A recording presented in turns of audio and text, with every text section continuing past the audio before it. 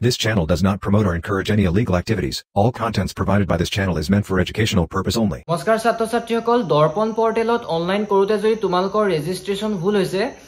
বিপিএলৰ জেগাত যদি তোমালোকে এপিএল দি পালা কেনেকে এডিট কৰিবা সাবজেক্ট খিনি তোমালোকে যদি ভুলতে বেলেগ দি পালা কেনেকে এডিট কৰিবা আৰু ৰেজিষ্ট্ৰেচন ফৰ্মখন তোমালোকে কেনেকে ডাউনলোড কৰিবা সকলোখিনি কম আৰু কলেজত জমা দিবলৈ কি কি ডকুমেন্টছ লাগিব সকলোখিনি কম তোমালোকে জাস্ট চেনেলটো সাবস্ক্ৰাইব কৰি থবা আৰু এটা লাইক কৰিবা আগলৈ এনেকুৱা ধৰণৰ ভিডিও পাবৰ বাবে বলা তেন্তে আমি ভিডিওটো আৰম্ভ কৰিছো যেহেতু তোমালোকে নিজৰ মোবাইলতে কৰিছা মোবাইলতে দেখাই দিম তোমালোকে কেনেকে এডিট কৰিবা চোৱা প্ৰথমতে গুগল যাবা গুগল গৈ সাৰ্চ কৰিবা দৰ্পণ এডমিশন পৰ্টেল বুলি সাৰ্চ কৰিবা সাৰ্চ কৰাৰ পাছত ইয়াতে প্ৰথমটোৱে আছে দৰ্পণ পৰ্টেলটো অন কৰিবা অন কৰাৰ পাছত ইয়াতে আহি গৈছে ষ্টুডেন্ট এডমিশনত তোমালোকে ক্লিক কৰিবা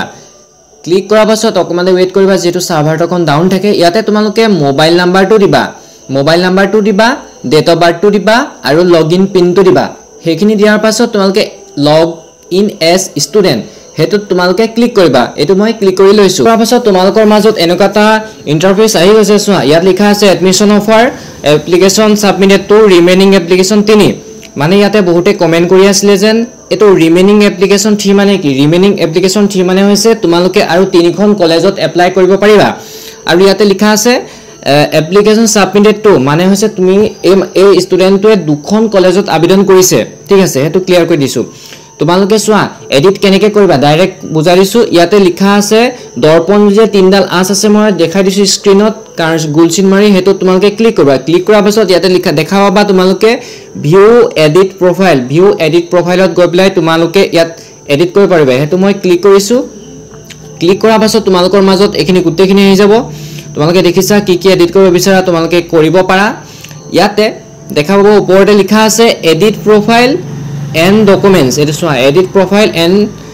ৰি-আপলোড ডকুমেন্টছত তোমালোকে ক্লিক কৰিবা ঠিক আছে ক্লিক কৰাৰ পাছত তোমালোকে ইয়াতে সোয়া ইয়াতে তোমালোকে এখিনি এডিট কৰিব পাৰা যাৰ যি ভুল হৈছে ইয়াতে যদি কাৰবাৰ যদি অবটেন মাৰ্কস খিনি যদি ভুল হৈছে হেখিনি এডিট কৰিব পাৰা তাৰ পাছত ইয়াতে গাৰ্জেন্স নেম এডিট কৰিব পাৰা মোবাইল নাম্বাৰ তোমালোকে এডিট কৰিব পাৰা ইমেইল আইডিটো যদি দিয়া নাছিলে এতিয়া দিব পাৰা তাৰ পাছত ষ্টেটটো চেঞ্জ কৰিব পাৰা বা ডিস্ট্ৰিক্ট চেঞ্জ কৰিব পাৰা এড্ৰেছ খিনি চেঞ্জ কৰিব পাৰা তোমালোকে কাষ্টটো চেঞ্জ কৰিব পাৰা কিছুমানৰ কাষ্টটো ভুলতে বেলেগ হৈ গলো চেঞ্জ কৰিব পাৰা জেন্ডাৰ চেঞ্জ কৰিব পাৰা তোমালোকে ইয়াতে চোৱা তোমালোকে মেইন কাহিনীটো হৈছে কিছুমানে ৰেশন কাৰ্ড নাই বা ইনকাম সাৰ্টিফিকেট নাছিলে বাবে এপিএলত সিলেক্ট কৰি দিলে হেইভাবে তেওঁলোকৰ ৰেজিষ্ট্ৰেচনটো ভুল হৈছে বা এডমিশন ফিজ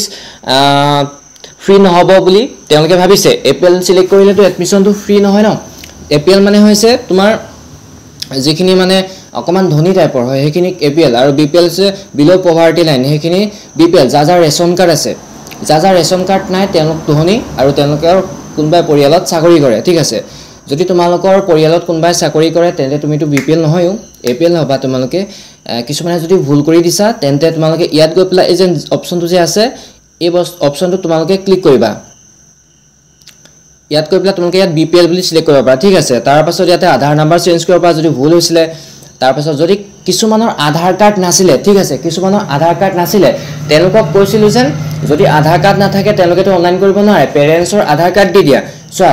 তোমালোকে যদি তোমালোকৰ আধাৰ কাৰ্ড নাছিলে তেন্তে তোমালোকে পেৰেন্টছৰ আধাৰ কাৰ্ডটো দি দিবা পিছত তোমালোকে এডিট কৰিব পাৰিবা হেভাবে তোমালোকে ইমান চিন্তা কৰিব নালাগে ইয়াত গৈ পেলাই তোমালোকে এডিট কৰিব পাৰিবা সো ইয়াত এডিট কৰিব পাৰি দেখিছা তাৰ পাছত ইয়াতে আছে পাৰ্সনেল এনৰোলমেন্ট নাম্বাৰ পেন নাম্বাৰ হে পেন নাম্বাৰটো তোমালোকে যদি ৰেজিষ্ট্ৰেচন কৰোতে দিয়া নাছিলা তেন্তে তোমালোকে দিব পাৰা তোমালোকে যেটো হাই স্কুলৰ পৰা আহিছা হাই স্কুলতো পেন নাম্বাৰ থাকি তোমালোকৰ আইডেন্টিটি কাৰ্ড বিলাকতো থাকে বা স্কুলত খবৰ কৰিলে তোমালোকে পেন নাম্বাৰটো পাই যাবা হেতু পেন নাম্বাৰটো তোমালোকে ইয়াত দি দিব পাৰা তাৰ পাছত upper ID so upper ID কেনেকে বনায় তাৰ সম্পৰ্কে মই ভিডিও আনিম তোমালোকে কমেন্ট কৰিবা আপাৰ আইডি নো কি আপাৰ আইডি কেনেকে বনায় সকলোখিনি ভিডিও লৈ আহিম তোমালোকে জাস্ট চেনেলটো সাবস্ক্ৰাইব কৰি থবা মই যেতিয়া ভিডিওটো তোমালোকে পাই যাবা ঠিক আছে যদি কাৰবাৰ যদি ফটোখন দিউতে কিবা কিবি খেলিমেলি হৈছিলে ফটোখন পাসপোৰ্ট সাইজৰ ফটোখন দিউতে বলে ভাল অহা নাছিলে বেয়া হল তেনে আকৌ তোমালোকে ৰি-আপলোডত গৈ পেলাই দিব পাৰিবা বা মাৰ্কশিটখন দিউতে যদি কিবা ভুল হৈছে বা বেলেগৰ মাৰ্কশিট গুছি গৈছে বা মাৰ্কশিটখন ভালকে যোৱা নাই স্পষ্ট হোৱা নাই তেনে আকৌ তোমালোকে দিব পাৰিবা তাৰছত যদি কোনবা যদি কাষ্ট সাৰ্টিফিকেট দিব পৰা নাছিলা টাইমত তেতিয়া কাষ্ট সাৰ্টিফিকেটখন তোমালোকে দিব পাৰা তাৰপিছত আৰু BPL কাৰ্ড কিছুমানে যদি BPL কাৰ্ড বা ইনকাম সাৰ্টিফিকেট দিব পৰা নাছিলা বেলেগ কিবা ডকুমেন্টছ দি দিছিলা ৰিসিপ্ট ইনকাম সাৰ্টিফিকেট এপ্লাই কৰা তেন্তে তোমালোকে আকৌ গৈ পেলাই ইনকাম সাৰ্টিফিকেটও দিব পাৰা BPL কাৰ্ডখনো দিব পাৰা ঠিক আছে আৰু ইয়াতে তোমালোকৰ লগইন পিনটো যদি তোমালোকে চেঞ্জ কৰিব বিচাৰা তেন্তে চেঞ্জ কৰিব পাৰিবা ইয়াত গুটেখিনি সুবিধা আছে তোমালোকে যি চেঞ্জ কৰিব বিচাৰা ইয়াত তোমালোকে গৈ পেলাই চেঞ্জ কৰি লবা তোমালোকৰ যদি ভাবিছা তোমালোকে যদি চেঞ্জ কৰিম বুলি তেতিয়া গৈ পেলাই ইয়াতে চেঞ্জ কৰিব পাৰিবা ঠিক আছে এতিয়া আহিলে তোমালোকে ৰেজিষ্ট্ৰেচন ফৰ্মখন কেনেকৈ ডাউনলোড কৰিবা যেতিয়া তোমালোকে কলেজত ডকুমেন্টছখিনি দিবলৈ যাবা তোমালোকে এডমিশন ৰিসিপ্টটো নিলে নহব ৰেজিষ্ট্ৰেচন ফৰ্মখন নিব লাগিব সো ৰেজিষ্ট্ৰেচন ফৰ্ম কোনখন তোমালোকক দেখাই দিছো তোমালোকে আকৌ তিনটা লাইনত যাবা এই তিনটা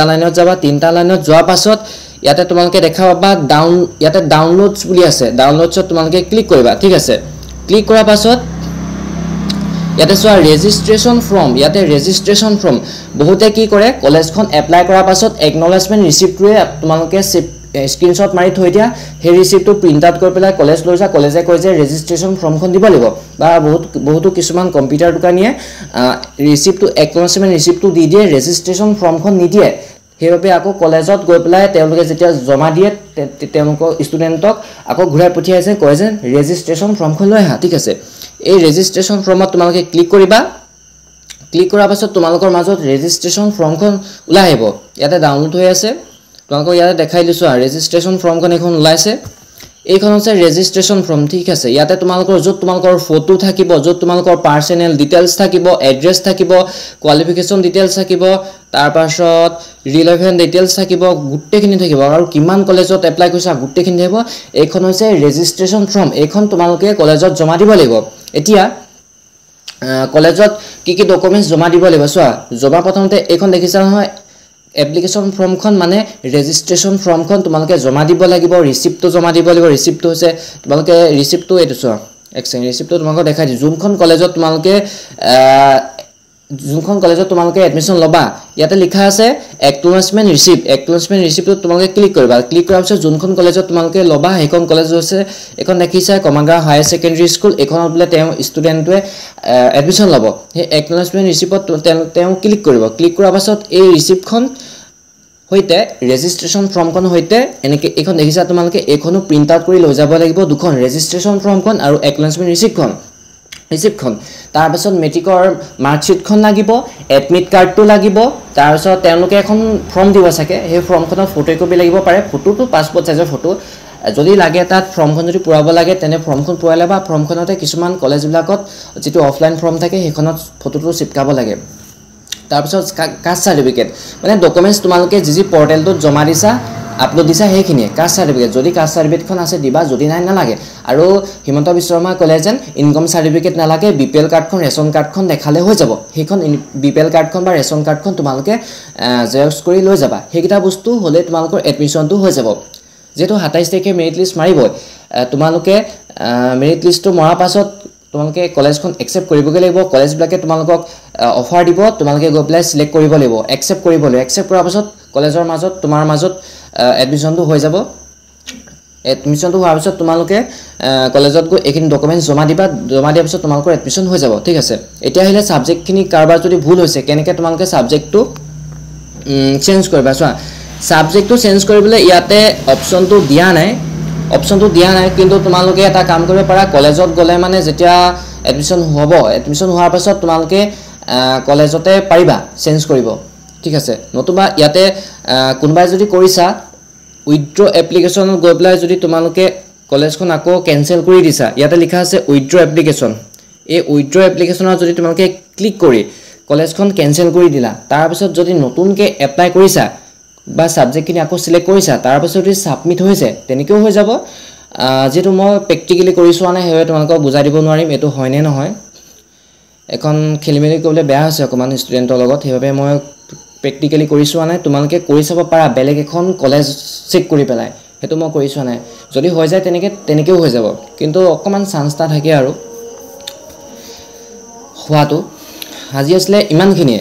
যদি কাৰবাৰ কিবা কনফিউজ আছে তেন্তে কমেন্ট কৰা যদি চেনেলটো সাবস্ক্ৰাইব কৰা না সাবস্ক্ৰাইব কৰি থোৱা একদম ইম্পৰ্টেন্ট ভিডিও আহি আছে ছাত্ৰীসকল কাৰবাৰ যদি কিবা খুদিব লগা থাকে মোৰ ইনষ্টাগ্ৰামটো পেজটোলে যাবা ইনষ্টাগ্ৰামৰ পেজত মেছেজ কৰিবা এটা ফলো কৰিবা যদি কাৰোবাৰ স্ক্ৰীনশ্বট কিবা কিবি দিব লগা থাকে এইটো আমুক হৈছে বুজি পোৱা নাই বা কিবা ধৰণৰ তোমালোকে তাত সুধিব পাৰা মেছেজ কৰিব পাৰা স্ক্ৰীনশ্বটটো দিব পাৰা লাগিলে ব্লাৰ কৰি দিবা মই তোমাক বুজাই দিম